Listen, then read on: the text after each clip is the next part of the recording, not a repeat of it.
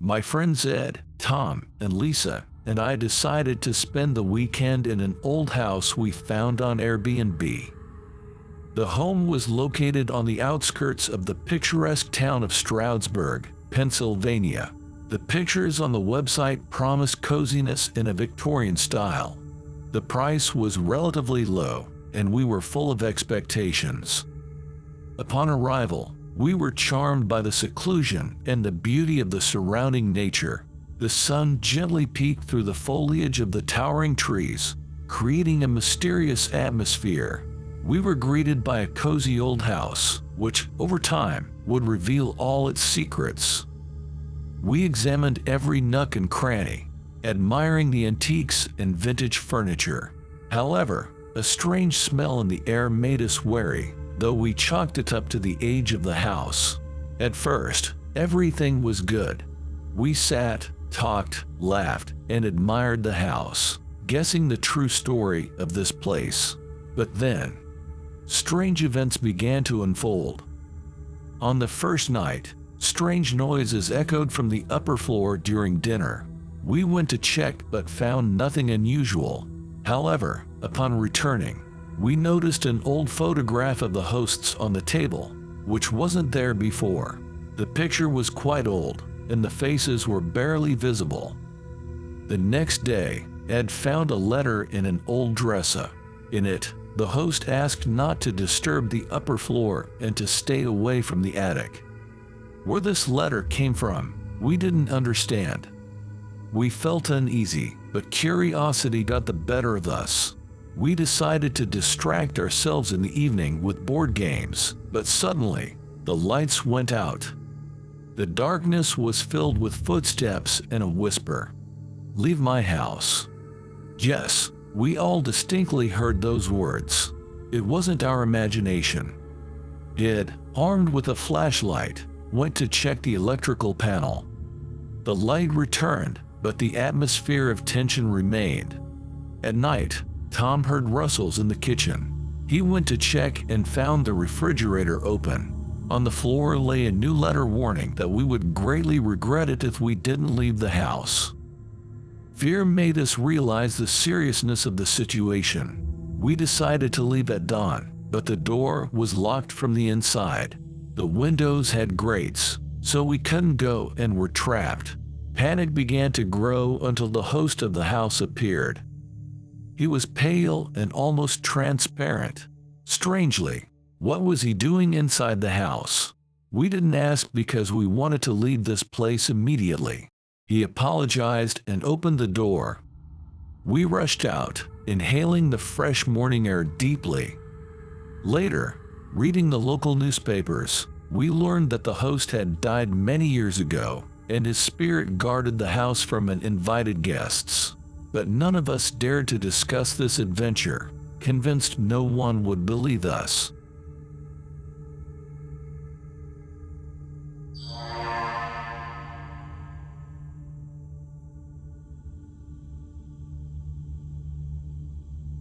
For our anniversary, my husband and I celebrated this special day unusually. While going through options, my eyes landed on an Airbnb listing. It was a picturesque cottage in a secluded part of the woods on the outskirts of Maine, USA. The description and pictures of the house instantly transported us to a world of seclusion and comfort, far from the urban hustle of Boston. Upon arrival, the cottage looked even better than in the pictures. It was cosily nestled amongst tall pines, under which the world seemed to hide away from prying eyes.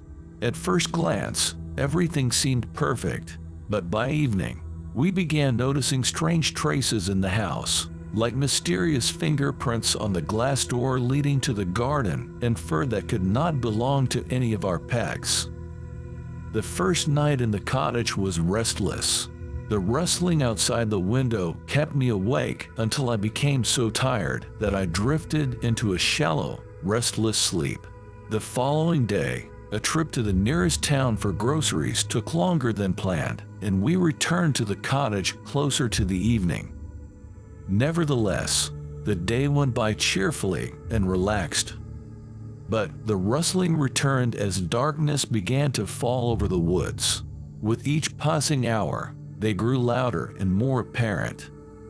My husband tried to reassure me, saying it was just animals or the wind in the branches of the trees, but I knew it was something else. On the second night, I heard the sound of footsteps outside the window when we had already gone to bed. Initially, I thought it was just my imagined fears. But the steps grew louder, and I could no longer ignore them.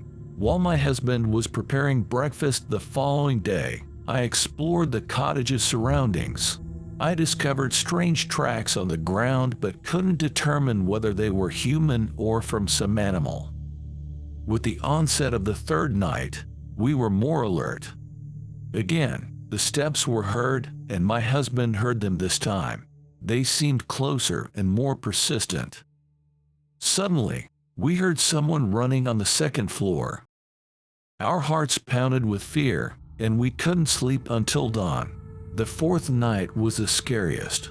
As darkness descended upon the woods, eerie screams were added to the steps, emanating first from the forest's depths and then within the house itself. The sounds were so vivid and real that denying their presence was impossible. We barricaded inside the cottage, trying to convince ourselves it was just forest animals. With the arrival of morning, exploring the surroundings brought no results. We decided that if it happened again the next night, we would leave immediately. However, the next night was quiet, and we began to relax, believing our fears were merely a figment of our imagination. As we entered the kitchen the following morning, we discovered a middle-aged man quietly murmuring something while flipping through a strange old photo album. Seeing us, he looked up and calmly said, "Oh, you've returned." I was certain this house was still vacant. We were in shock and instantly called the police. The man, displaying no signs of aggression, claimed that he owned this house and that his family had owned it for many generations until a tragedy forced them to sell it.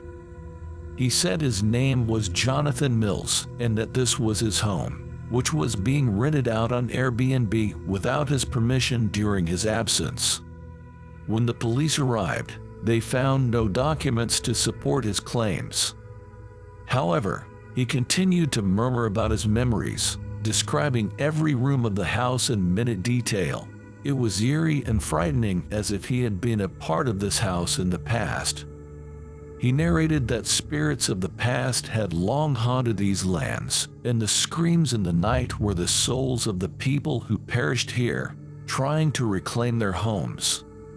We were forced to return to Boston while the police looked into this bizarre incident. However, upon leaving the house, I continued to feel its ominous presence, as if a part of this strange man remained with us in our memories of that unusual and frightening weekend.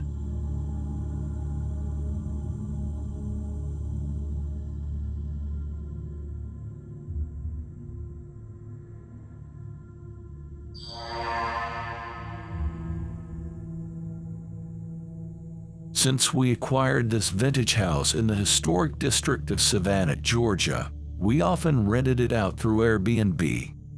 It was a splendid way to cover our expenses, and we always found wonderful guests.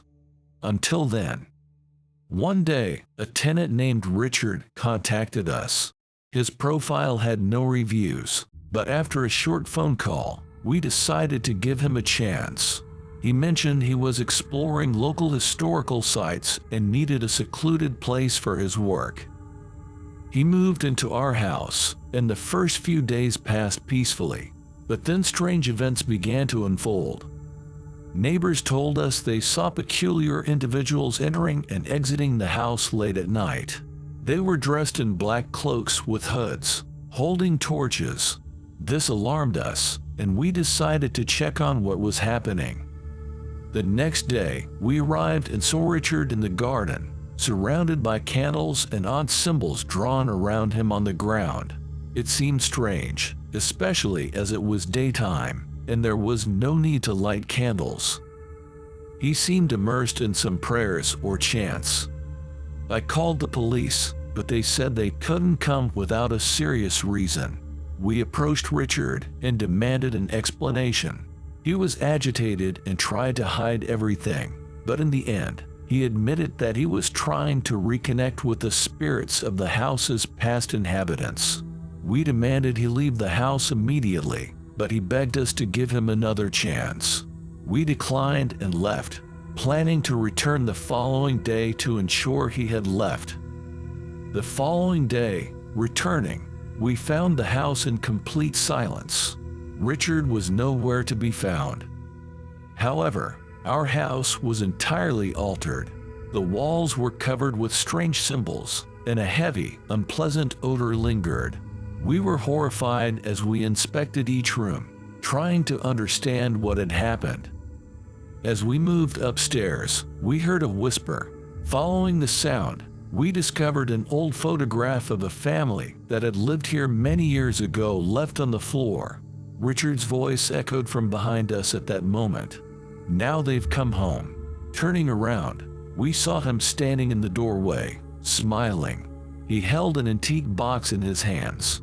He seemed content, and his eyes glowed with an unknown light. We were frightened and decided to leave the house as quickly as possible, but Richard vanished, leaving us in a place that no longer seemed ours. Outside, we met the police, who had arrived at our call. They searched the house, but Richard was nowhere to be found. They then shared a shocking revelation. Richard was a known occultist who had disappeared without a trace several years ago, and his real name was entirely different. His entire story turned out to be fabricated, and we never got to the bottom of what he intended to do with the spirits of the past in our home.